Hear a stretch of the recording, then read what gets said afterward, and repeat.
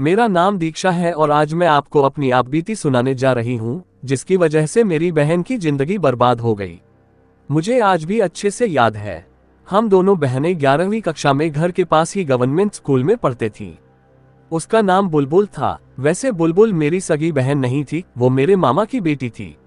उसके पापा अचानक से ही एक्सीडेंट में चल बसे और फिर बुलबुल की माँ ने भी कुछ साल बाद दूसरी शादी करने का सोच लिया।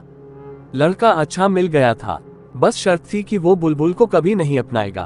बात इतनी बड़ी कि बहस में बदल गई और बहस से अनबन में रिश्ता मानो टूट ही गया था। पर फिर माँ पापा ने बुलबुल को अपने पास ही रख लिया। सच कहूं तो कभी ऐसा लगा ही नहीं कि बुलबुल मेरी सगी बहन नहीं है। हम दोनों बहनों की आपस में जमती थी।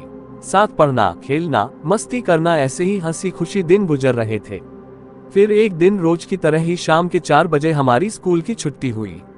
तभी बुलबुल ने कहा, बुलबुल दीदी, मैं जरा बाथरूम होकर आती हूँ। उद्धरण चिन्ह।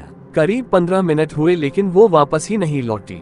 पर जैसे जैसे वक्त बढ़ता जा रहा था, मेरी चिंता भी आसमान छूने लगी थी। जब मुझसे रहा नहीं गया तो मैं खुद ही बाथरूम के अंदर चली गई। मैंने बाथरूम के अंदर कदम रखा ही था कि देखा बाथरूम के फर्श पर पानी नहीं बल्कि खून गिर रहा था, जिससे सारा फर्श खूनम खून हो चुका था। डरे सहमे बुलबुल को आवाज लगाते हुए आगे बढ़ती जा रही थी। दीक्षा, बुलबुल कहाँ है तू? बोल बोल, मेरे सामने ही तो गई थी, अचानक से कहाँ जा सकती है? बाथरूम के सारे दरवाजे खुले हुए थे, अंदर कोई नहीं था। तभी मुझे माथे पर कुछ गीला गीला महसूस हुआ। मैं जब उसे छुआ तो वो किसी का खून था जो ऊपर से मेरे ऊपर गिरा था। इस चक्कर में जब मैंने ऊपर नजरें दौड़ाई तो मेरे पैरों तले जमीन खिसक गई। मेरे सिर के ठीक ऊपर बुलबुल उल्टा लटकी हुई थी, जो अपनी आंखों में खून लिए मुझे ही देख रही थी। उसके सिर पर चोट का गहरा निशान था, जिससे टपकता हुआ खून पहले मेरे सिर पर गिरा था और अब मेरे चेहरे पर। अचानक मुझे लगा कि बुलबुल एकदम से मेरे ऊपर ही आग गिरी। इस डर से मेरी चीख निकल गई। मैं डर के मारे बाथरूम से बाहर जाने को हुई थी कि मैंने देखा बुलबुल ठीक मेरी आंखों के सामने दरवाजे पर ही खड़ी थी। बुलबुल दीदी, आप डर क्यों रही हो? मैं आपकी बुलबुल। चलो घर चलते हैं, शाम हो गई। माँ पक्का गुस्सा करेगी। उद्धरण चिन्ह। बुलबुल की बातें सुन मुझे एक पल को ऐसा महसूस हुआ जैसे उसके कंधे पर कोई बूढ़ी औरत बैठी हुई थी, जिसकी एक आंख फूटी हुई है और उसका सिर कटा हुआ था, जिसमें से कीड़े निकल रहे थे। मैंने नजर भर बुलबुल के ऊपर बैठी बूढ़ी औरत को देखा, फिर अगले ही पल बुलबुल की आंखों से और माथे से खून गिर रहा था। उसके पैर उल्टे हो चुके थे। वह उल्टे पैरों से ही मेरी तरफ चली आ रही थी कि तभी पियोन और कुछ टीचर्स वहां दौड़े आए।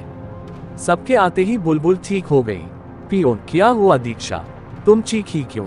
उद्धरण चिन्ह। पियोन ने आते ही मुझसे पूछा। बुलबुल भी दरवाजे के पीछे खड़ी मुझे देख ही रही थी और मैं उससे। पियोन ने जब मेरे डरे हुए चेहरे को देख मेरी नजरों का पीछा किया तो उसकी निगाहें बुलबुल पर जा रुकी। जब पियोन की नजर बुलबुल के माथे पर गई, वो चौंक गया। पियोन, ये क्या हंगामा कर रहे तुम दोनों? स्कूल में लड़ाई झगड़ा करने आते हो? रुको, अभी तुम्हारे पापा को फोन करके तुम्हारी कंप्लेन करता हूँ। उद्धरण चिन्ह। पियोन मुझे खरी खोटी सुनाता हुआ बुलबुल को संभालते हुए बाहर ले गया। किसी को भी मेरी बात का यकीन नहीं हुआ। सबकी नजरों में मैं कसूरवार थी। सबको लग रहा था कि हम दोनों के बीच किसी बात का झगड़ा हुआ है और गुस्से में मैंने बुलबुल का माथा लहूलुहान कर दिया था। बुलबुल अपना इलाज कराकर बाहर आए तो उसके हाव भाव पहले जैसे हो गए थे। उसने आते ही मुझे गले से लगा लिया और रोते हुए कहने लगा,